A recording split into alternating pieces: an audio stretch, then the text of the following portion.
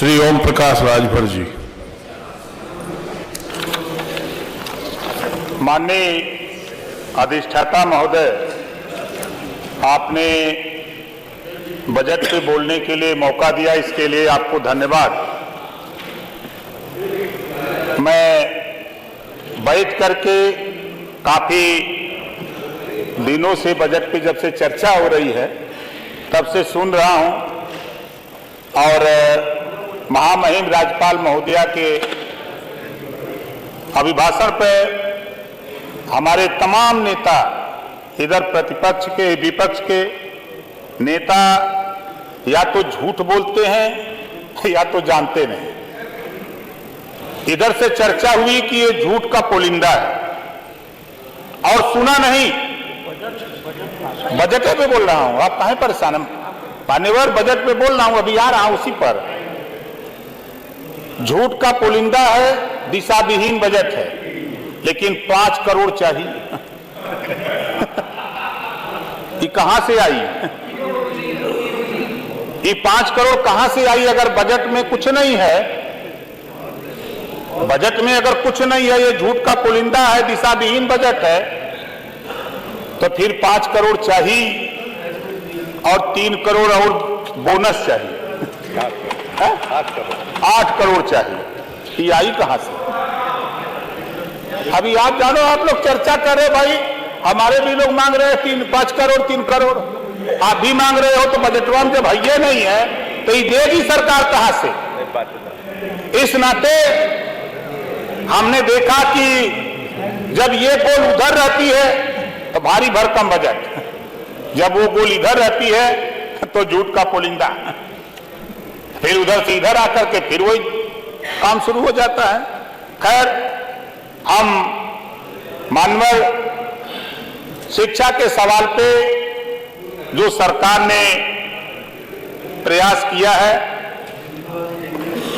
उस प्रयास में कुछ कमी है,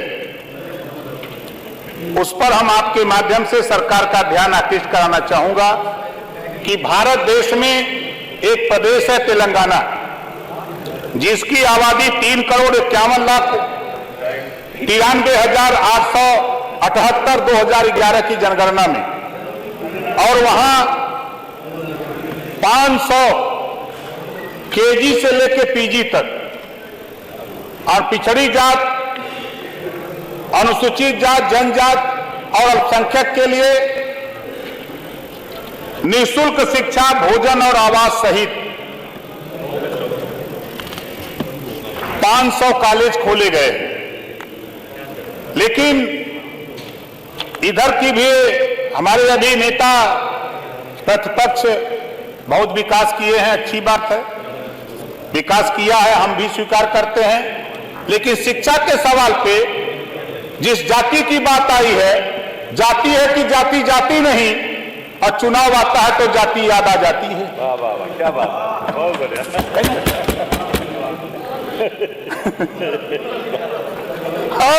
माननीय, हम आपके माध्यम से सरकार से कहूंगा, इन्होंने नहीं किया, लेकिन आपसे ये कहूंगा कि इन्होंने नहीं किया तो उसी नक्शे कदम पर आप भी न चलो।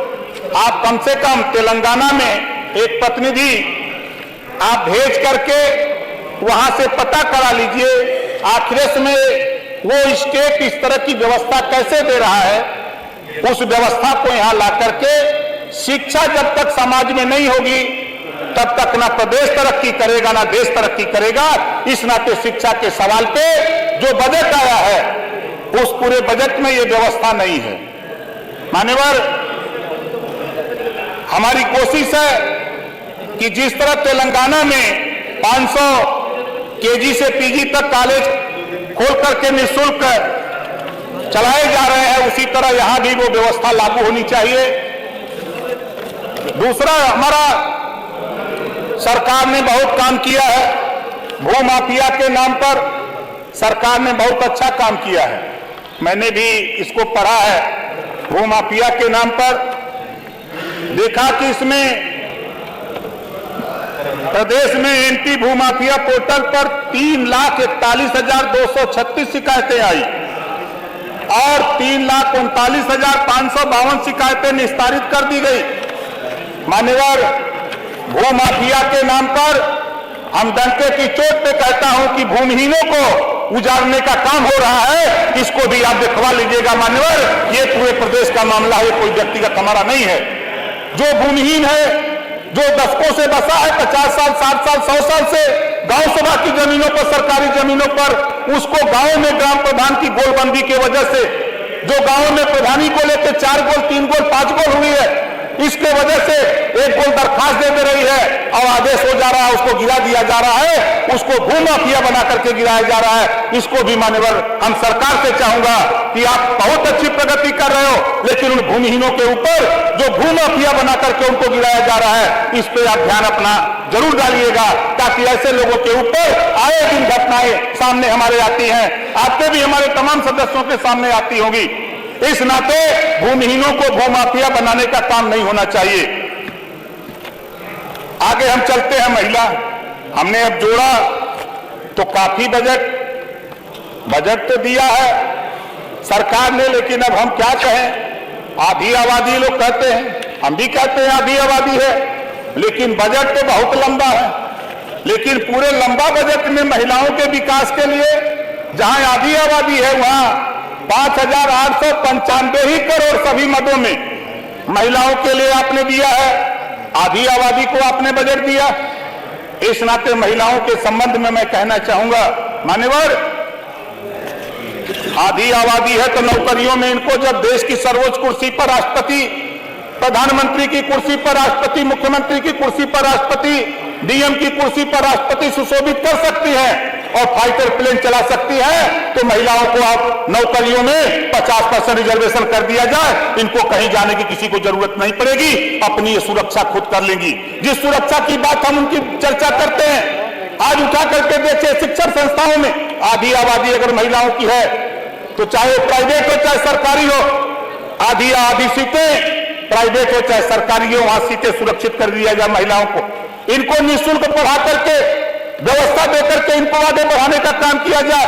हम इनको सुरक्षा की बात करते हैं, 75 साल बीत गए तो उस 75 साल से महिलाओं के विकास की ही बात करते हैं, इनको सुरक्षा की बात करते हैं। लोकसभा विधानसभा में ये मामला यहाँ का नहीं है, लेकिन हम चाहूंगा आपके माध्यम से मान्यवर प्रदेश सरकार से चाहूंगा कि लोकसभा विधानसभा में भी यहां से एक पत्र जाए कि महिलाओं को भी 50% सीटें आरक्षित कर दिया जाए, ताकि वो अपनी लड़ाई खुद लड़ सके, किसी के भरोसे न रहे।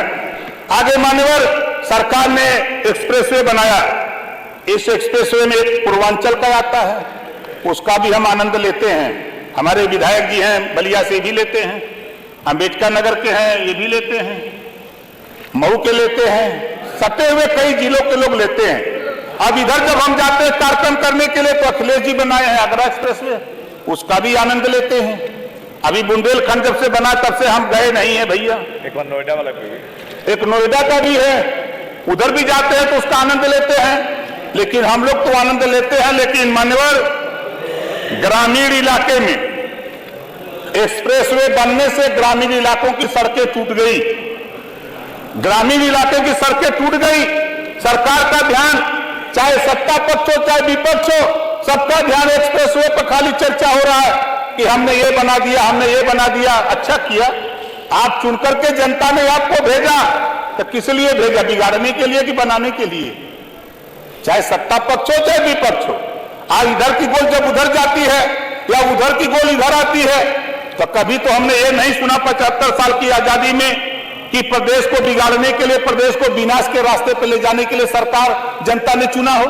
जनता तो विकास के लिए ही चुनती है, चाहे सपा को चुने, कांग्रेस को चुने, बसपा को चुने, भाजपा को चुने, किसी को चुने, तो ये विकास के लिए ही जनता चुनती है। इस नाते मान्यवर, जो ग्रामीण सड़कें क्षतिग्रस्त हो गई हैं, पूरा बजट हमने देखा, सरकार एक्सप्रेसवे पर पूरा ध्यान, ग्रामीण इलाके पर जो बजट है हमने उसको भी देखा, लेकिन वो जो बजट है वो बहुत कम है। हम लोग गांव से चुन करके आए हैं, गांव में रहने वाले लोग हैं, ग्रामीण इलाके की विधानसभा है, हमारे विधानसभा से ही पूर्वांचल एक्सप्रेसवे जाती है। हमारे नेता प्रतिपक्ष जी कह रहे थे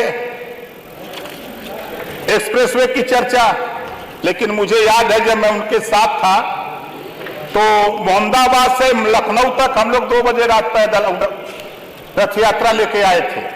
उसी पर आए, भले आप हिचकोला खाते हुए आए हो, लेकिन रास्ता वही मिला जो पूर्वांचल एक्सप्रेसवे बना। हो सकता है आपके पास अच्छी टेक्नोलॉजी रही हो, आप प्रतिपक्ष के नेता हैं, नेता प्रतिपक्ष हैं, आपने सलाह अच्छी नहीं दे पाया हो कि भाई ये इस तरह का हमने बनाया है, इस तरह का बनवा दीजिए तो बेहतर बना होता। लेकिन इतना जरूर है कि जो पूर्वांचल एक्सप्रेसवे है बना है, उससे भाई हमारे लिए, पूर्वांचल के इलाकों के लिए बेहतर आवागमन लखनऊ आने के लिए सुविधा हो गई है, इसको नकारा नहीं जा सकता है। मान्यवर आवास, आज हमने देखा इसमें बजट है आवास के लिए बजट सरकार ने दिया है। माननीय वित्त मंत्री जी, आपके माध्यम से कहना चाहूंगा कि 2011 की जनगणना के आधार पर आवास बनाने की सूची बनी है और 2011 2023 है। माननीय संसदीय कार्य मंत्री जी, 2023 है। जिस बाप के पास 4 बेटे थे, 5 साल 6 साल के बाद वो 4 जगह मड़ई डाल ली तो पता लगा 3 लोग आवास के पात्र हो गए। आज भी गांव में 5, 6, 10, 12 ऐसे बेचारे हैं जो नेताओं के फ्लैक्स डाल करके आज अपना जीवन निर्वाहन कर रहे हैं। इस नाते मान्यवर, आपके माध्यम से हम माननीय संसदीय कार्य मंत्री से कहूंगा कि 2011 की जो जनगणना है उसके बाद आज परिस्थिति बदली है, इसमें बदलाव की जरूरत है। आज गांव में सर्वे करा लीजिए, जो वास्तव में पात्र है उसको आवास देने का काम करिए। आप बहुत आवास दिए हो, ऐसा मैं नहीं कहता, ये सरकार थी इन्होंने भी आवास दिया, आप आए तो आपने आवास देने का काम कर रहे, ये कोई नई बात नहीं है, ये तो अनवरत एक प्रक्रिया है। और मानवर, पिछड़ी जाति की बेटी की शादी बड़ी विसंगति है माननीय मंत्री जी, बड़ी विसंगति है। मैं आपका ध्यान मान्यवर, आपके माध्यम से माननीय मंत्री जी बैठे हैं, इनका ध्यान आकृष्ट कराना चाहूंगा कि आपने पिछड़े वर्ग के पुत्रियों की शादी अनुदान की राशि 150 करोड़ दिया है। बेशक आपने पिछले बजट से बढ़ाया है, हम इसका स्वागत करते हैं। आपने सामूहिक विवाह में भी 600 करोड़ दिया है, बढ़ाया है पैसा, पिछले बजट में के हिसाब से आपने बढ़ाया है, बहुत बहुत आभार। लेकिन इसमें भी एक बहुत बड़ी विसंगति है, पर आपका ध्यान आकर्षित कराना चाहूंगा। पिछड़ा वर्ग विभाग द्वारा एक विभाग बना है जिसकी आबादी 52% पिछड़ों की, और पिछड़ों की बेटियों की शादी के लिए मात्र 20,000। माननीय मंत्री जी, आप भी पिछड़े से ही आते हैं, ध्यान रखिएगा, ये जो मैं कह रहा हूं ये विसंगति है। 20,000 रुपया पिछड़ी जाति की बेटी की शादी में, ये महंगाई के समय में ऊंट के मुंह में जीरा है मान्यवर, ऊंट के मुंह में जीरा है। इस नाते वहीं जब सामूहिक विवाह होता है तो आप 35,000 नगद देते हैं, 10,000 का सामान देते हैं और आयोजन में खर्च आप भी करते हैं, और श्रम विभाग से 50,000 रुपया आप शादी अनुदान देते हैं, तो 50,000 से ज्यादा देते हैं। इस नाते आज जो समय है, हम आपसे कहूंगा कि अब वो समय आ गया है कि जो 20,000 से बढ़ा करके उसको, जो सामूहिक विवाह में जो आप 50,000 टारगेट रखे हैं, लक्ष्य रखे हैं, और श्रम विभाग में जो 50,000 रखे हैं, वही पिछड़ी जाति की बेटी की शादी में भी 50,000 रुपया करने का वो समय आ गया है। और मान्यवर, मैं आपके माध्यम से सदन का ध्यान आकर्षित कराना चाहूंगा कि आपके कई विभाग अनेक योजनाएं चलाते हैं, जैसे विधवा पेंशन, पारिवारिक लाभ, वृद्धा पेंशन। पिछड़े वर्ग के लोग कभी नहीं जान पाते कि उनके वर्ग के विकास कितने लोग लाभान्वित हुए। अनुरोध है कि जब पिछड़ा वर्ग विभाग बना हुआ है तो सिर्फ पिछड़े वर्ग के कल्याण के लिए बना है, तो ये सभी योजनाएं एक जगह से चलाने पर पिछड़े समुदाय को आसानी होगी, उसका सभी काम एक ऑफिस में होगा, समुदाय में अच्छा मैसेज भी जाएगा कि सरकार उन पर इतनी धनराशि खर्च कर रही है। लेकिन दुर्भाग्य है कि एक देश एक राशन कार्ड बनाने के लिए सरकार पहल कर रही है, एक देश एक टैक्स लेने की सरकार बात कर रही है। तो मान्यवर, मैं आपके माध्यम से सरकार का ध्यान आकृष्ट कराऊंगा कि बजट में व्यवस्था तो नहीं है, लेकिन एक देश एक शिक्षा लागू करने के लिए बजट में जो भी व्यवस्था है, उस व्यवस्था के तहत जो तेलंगाना का जो मामला है उस तेलंगाना से सीख लेकर के एक नई व्यवस्था उत्तर प्रदेश में कायम करने के लिए पूरे बजट में हमने देखा कि कहीं ऐसी व्यवस्था इसके लिए नहीं है मान्यवर। और आज महंगाई, पूरे बजट में महंगाई पे कैसे महंगाई कम हो, इस पे कोई पूरे बजट में कोई कहीं हमने पढ़ नहीं पाया। हो सकता है हमारे पढ़ने में या हमारे चश्मे में नंबर कम हो।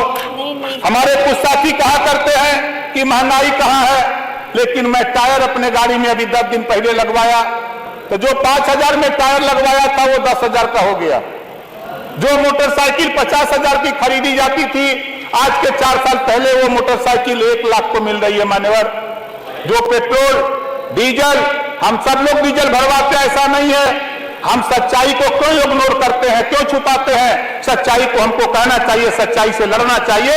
अगर महंगाई है तो महंगाई कैसे कम हो, इस पे सत्ता पर अपक्ष और विपक्ष दोनों को मिलकर के इस पे चिंतन करने की जरूरत है मान्यवर। ये प्रदेश के महंगाई प्रदेश हमारा व्यक्तिगत ओम प्रकाश राजभर नहीं, खाली हमारे नेताओं का सवाल नहीं, इस सदन में बैठे हुए सभी लोगों का सवाल नहीं, 25 करोड़ आबादी से इसका संबंध है महंगाई का।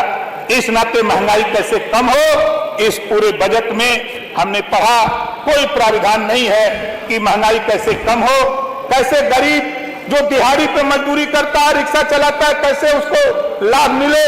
आज गेहूं जब वो आटा खरीदने जाता है, राजभर जी स्वयं देखते जाए।